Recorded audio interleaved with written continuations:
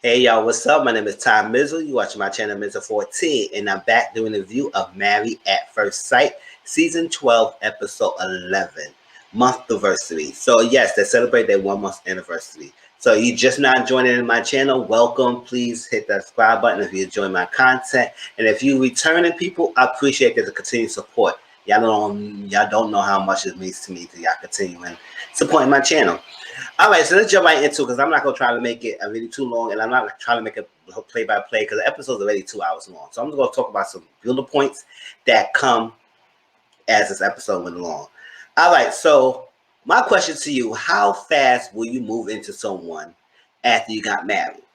Now, when you dating and you're in relationships and you're engaged and all that stuff like that, I tell people don't rush into moving in together.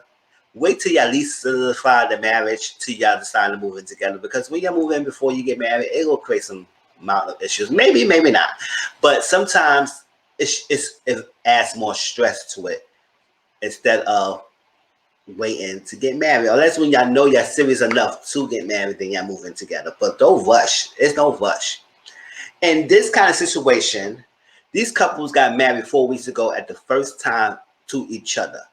And they have 8 weeks to determine whether they stay with each other or they move on and get divorced and move on their separate lives.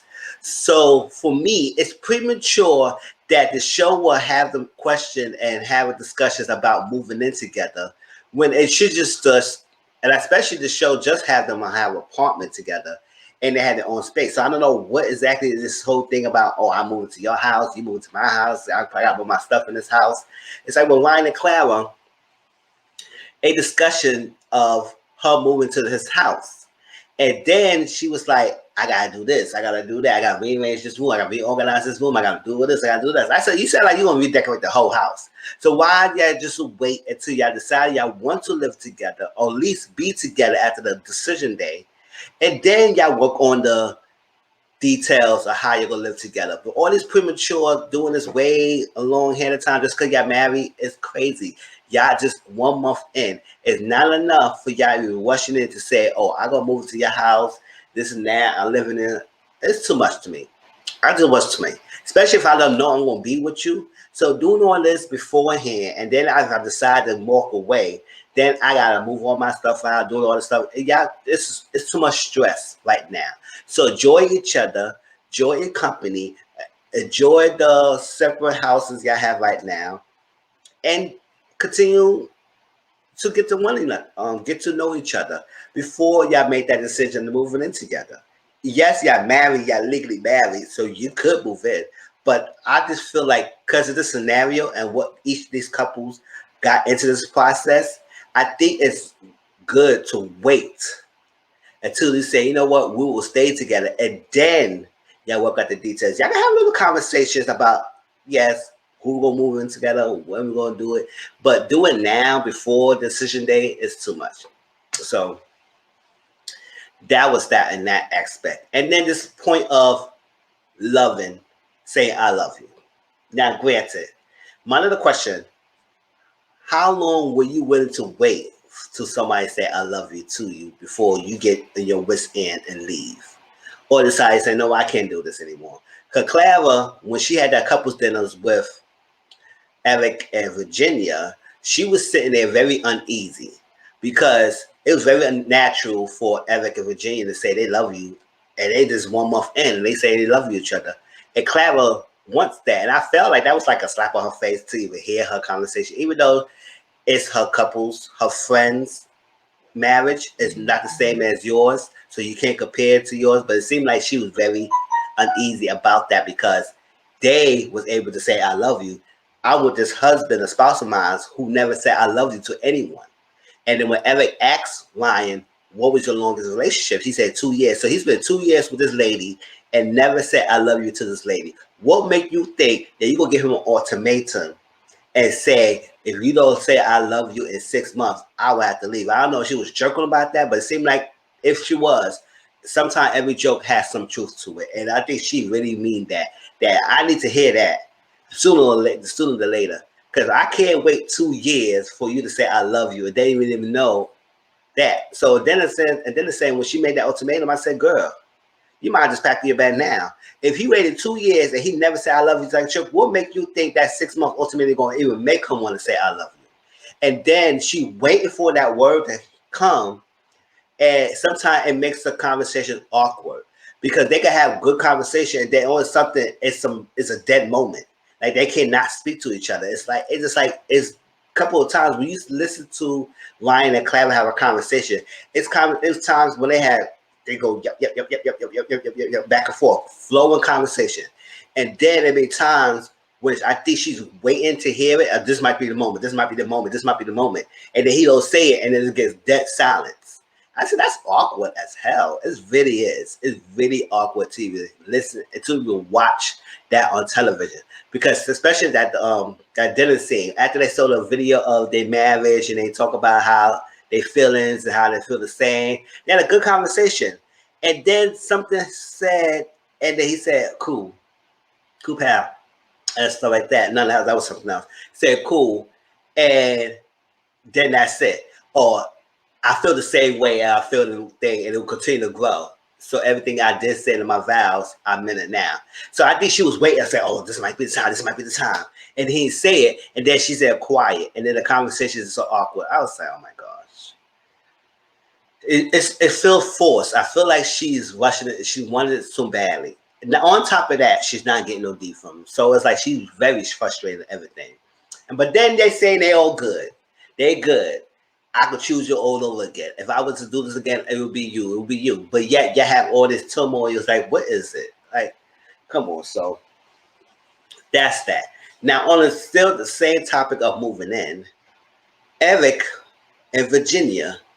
Virginia said she don't want to move into this house. She do not want to move into this house. She felt very uncomfortable moving to this house. I don't know why she felt very uncomfortable.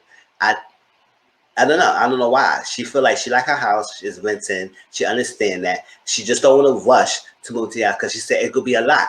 It's not just that. It's the dog. And she was making some minuscule stuff like that. They didn't make a big deal of it. Oh, the dog do this, and you got to take the dog at a certain time. And so y'all can adjust to that. That's not the real issue. What is the real issue why you don't move in with him? It's because if you're in his house, it's feel like he has more control. You don't want to have that control. You don't want to stay in the house that is not theirs. Which I do understand her. It's like it doesn't feel a home when I'm in your house. It doesn't feel that way because he owns the place and she's renting, which I do understand. He owning, it's very hard for him to even get away with it because he got to get a seller. He got to get a buyer to even buy the house. He got to sell the house. It's a more process for her to just sign a lease or give them a 30 days notice or 60 days notice that she's moving out. And then they could rent the apartment to someone else, and she could just up and leave with no obligations, no legalities, no something she got to owe unless she got to owe back rent. And it was his house. But I do understand that if I'm married, we want to have a place that is both comfortable for us. It encompasses both of our styles together. And that's to have somewhere that we could both pick and both design instead of being going to your house was already established. So I do understand the fact of waiting. But then he said that, oh, if you're not coming to my house, then we might just leave this relationship going because it got to be my house. And I don't see the big deal. I see that's a controlling aspect, and that's what she's fighting for. I think the real reason why she's not so quickly to try and go to this house is because the controlling. I think he's saying that, oh, if it's not my house and you're not going to this, else you don't bring them to it. It's a big establish. You gotta come to my house. It's point blank period. Stop shutting her down like she's a freaking dummy. Like she don't know exactly what you're talking about. And I was like, come on, Eric, come on. Like, it gotta be mine. It gotta be this. What's wrong with that? It's like, boy, it's the same thing you trying to do when you try to exert your older than her privilege. Your thing that it has to be this, or this gotta be my way. It seems like he has a tendency that he wants it a particular way because he's been through it. And he keeps saying, oh, I've been through this before. I've been through this before. Stop saying that. We get it. You've been through it before. Stop saying that. It's a turn off. It's a very much a turn off. And I'm getting annoyed for he kept saying that. All right, so move on from there. The aspect of attraction with someone. Granted, relationships should thrive based on attraction. Yes, trust, honesty, loyalty. But if I'm going to spend my time with you and I'm going to, this is the person I'm going to spend the rest of my life with you, I got to have some sort of attraction, not just emotional, not just spiritual. It had to be, mental. It had to be some physical attraction as well, and sexual attraction. And I don't have that. Then it will make that first person feel unsatisfied, not fulfilled, repulsed by you. And then they might step out and find someone that have that attraction to, even though they married with someone and they might have security, they may have all that stuff they wanted, but the attraction is not there. So that builds a layer point, foundation for your relationship on top of the other stuff that you have. But attraction is part of it. If you don't have that, or you're working for it, then y'all not really telling the whole truth and y'all dancing around so you avoid hurting the other person's feelings. No, stop that. Y'all already decided to get married, so you got to put it out there. And I think between Haley and Jacob, that's what exactly what it is that Haley put up in the front. She did it out of obligation. She did not do it because she was really attracted. And then since then, it just went downhill. She pushed back. And then they had this moments when they get good, and then they have this conversation and they go right back to square one. They get good, go back to square one. And this is exactly what happened in the anniversary. Instead of having that, enjoy that moment, so like that. And I do feel Jacob, because he said it's hard for him to even move forward with Haley because he don't know how to measure where she's at with him. And the fact that the 4 first days they was good, and then since that after that 4th day, which I think that day they had sex, she pushed back way hard, and it make the downward. So he feels that I feel like you don't see me. I'm invisible to you.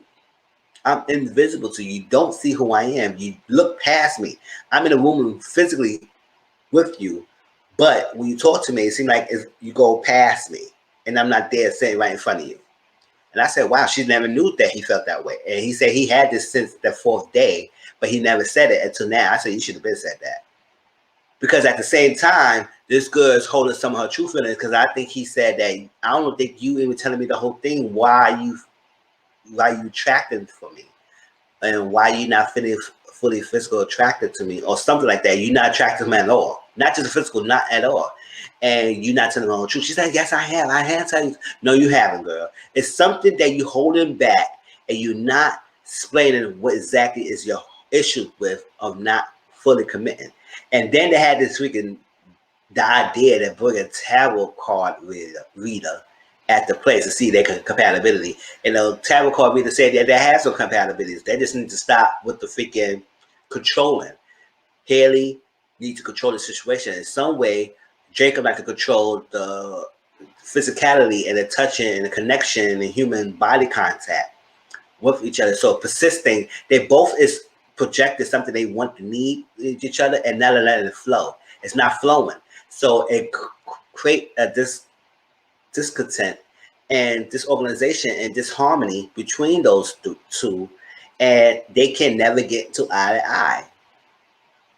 And if they could let that go and just enjoy the moment, then they will be better. But it seems like they both had an expectation. But I do feel Jacob more, because I do feel like, because she's hold back and she's not fully there in the process of him. You say you want to make it work. You say you want to make it work. You say you want to make it work. Like he said about the hugging. He said it's just a hug. But it seemed like you don't want to do that. And it's like hug once a day. It seemed like you very repulsed by it, because you don't want to really hug me that much. And you do it just like that one time, and that's it. And he said, it's just a hug. It's just a hug. You hug strangers. She said, well, I could never see them again. I said, well, that's the case. You will never see me again. After 4 weeks, we could just make that decision and that's it. But I do understand where you're coming from. But I do understand, Jacob, you gotta let it go. You gotta let it go. The reason why she's more hard guarded is like you just so full force. But I think she's not letting he's not letting his foot off her neck. He wants to see what's going on and gauge it. And I do understand it's very hard to gauge when you don't know how to measure where you at. And she make it ambiguous to even understand the level of engagement. So at least we have something more concrete. It's crazy, but I seem like those two will never make it work, because she shut down, and she really shut down since the beginning. And he's trying, But then he's starting to shut down because he don't know where to go from there. So it's just very hard to watch their scenes, and it seems like they need to stop it. They just need to stop it for both their sake. And Jake, find someone else who can understand you. And Haley, it's the reason why you've been single for that long time. It's the reason why. Um, Now, Brianna and Vincent, they had a cute little date. It wasn't much to say about them, so I ain't going too much about them. The Chris and Paige. Now, they went to say basketball. They went to play basketball, and they talked after they played the game. Sat down, had this whole little discussion. He stated he wanted multiple businesses, he want to have kids, he want a long longevity marriage, all that stuff like that. He said he was an introvert. People don't know that. It doesn't come across as an introvert. I don't see introvert from him at all. I don't see it. Now, come for someone who's somewhat of an introvert myself, not as much. I could be a life of the party. I could turn up and everything. And it's more that I come comfortable. Before I used to, it's not so much I was scared. I like to observe things before I go out there. But I'm more to myself type of person as well. But I like to have a good time, enjoy myself, and be surrounded with people. The energy comes well. You won't think I'm a shy person at all. So, but I don't see that from him. So he said he cleared to himself and all that stuff like that. But the way how you was acting this whole season, you don't seem like you're introverted. You seem like you very outspoken. You very know what you want to say, and you trying to put down this lady girl. And then she said, "Oh, I didn't know you was an introvert. That's what's up. I get it." Now, girl, don't fall for this stuff. So he said all the right things to get you to drop their guard down. Yada yada yada. She said she want to start over, start this whole thing. I'm not giving too much emphasis, enthusiasm between their storyline because I'm tired of them both. I'm really tired of them both. So next time they met up, and they say this is it's like I've learned a stranger. It's like this is the type of thing I would like to get. I would like the interaction. I would like to see this. I like to more of the stuff that we get to know each other because we need to reset. And I apologize. Like we do have stuff we both need to work on. I see it's more on his part than your part, girl. He was all in, but it seemed like every little thing he kept doing, it was on him. But you still trying to make excuses that what you did was lacking for him. I said that's what he wants to hear. Girl, stop it. He put you all this, and you have right to freaking shut down, be emotionally disconnected, not want to be there for his feelings. Shut out. Get your feelings together because he's putting you through the ringer, and you feel some responsibility in how he's acting. No, girl, stop it. Stop it. Stop it. Stop it. Okay? And then they had the little pool. He said he didn't get a chance to get dressed. He just got from work, so I didn't get a chance to dress. You could have dressed. You could have changed your clothes. You come in with a little business like she's up in the dress down, trying to be a pool. Like, all right, so let's sit down in the pool. That's already a disorganization right there. It's like the levelness. Like you all dressed up and she's just dressed down and y'all playing pool. Like, how does that work? You could have changed your clothes real quickly. I mean, so they sat down. No, they played. After they played the pool, they sat down. And this is how the conversation went low left. Because she said, I do like this. I do like the conversation. I do like we get to know each other and all that stuff, spend more time and everything. And I like the communication. We need to communicate more and be consistent with the communication. And now he said communication. You want to be consistent with communication. I text you 6 or 7 times and everything, and you don't answer your phone. You don't answer your phone like that. I said, okay, 6 or 7 times. How many times do a week? Like 1 time a day? Like, what's that? And she said, I was with my mother, and I said, why you can't follow up with a text? She said, I'm not a text person. I'm a phone call type of person. I said, listen, there are people who don't like to text. There are people who don't hate texting. Most people, they most on the phone person or the in-person person. So I do understand some people are like that. They may be short-handed with the texting and phone calls, just like that. But if y'all establish in a relationship, you gotta have that. You gotta have that. You can't always be on the phone all the time. Nobody can just drop what they're doing and wait and get on the phone. And when they're busy, especially you got business lives, so you can't be on the phone. So if she didn't answer the phone, you should just text her, like point blank. Period. I don't understand. Oh, I'm not a text person. I like to call her on the phone. If she cannot answer, text her, and maybe she will answer, respond back. Maybe she can't be on the phone right now. She's doing something. She said, Chris, think I'm on the phone. I ain't doing the waiting over here in the feet. And I haven't got enough time in my hands. Like, I'm not busy. So he think I could just drop everything I'm going to do and drop everything because he calls and I'm going to drop it. No, we can't do that. I said, yes, tell him that. So then he said, I don't get no emotional connection for you. I don't get this for you. That you haven't been there for me like that. And she said, you haven't been like that for me. It's like you gave me a roller coaster. It just was down. And to the point that he said, you know what? I don't think we really connected. I don't think we were vibing. We were chilling like that. I think we should just end this. Because later on, before he said he don't want to make this, he don't want to end this. He want to continue to the end. Now, all of a sudden, you want to continue to the end. What for you want to continue to the end for? And now you say, oh, you know what? We got to stop this. It's not working out. I'm not getting what I need from you. You not helping me when I need. She's not getting anything from you. Y'all have a hard time in connecting. And that's that. She started crying. I said, you better suck up that tears. Don't cry for this little bastard. Don't cry for him. Don't cry for him. Don't cry for him. Don't cry for him.